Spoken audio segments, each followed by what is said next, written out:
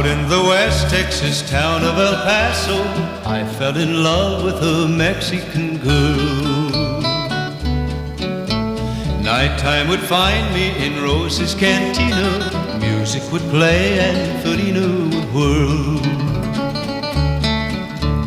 Blacker than night were the eyes of Felina, wicked and evil while casting a spell.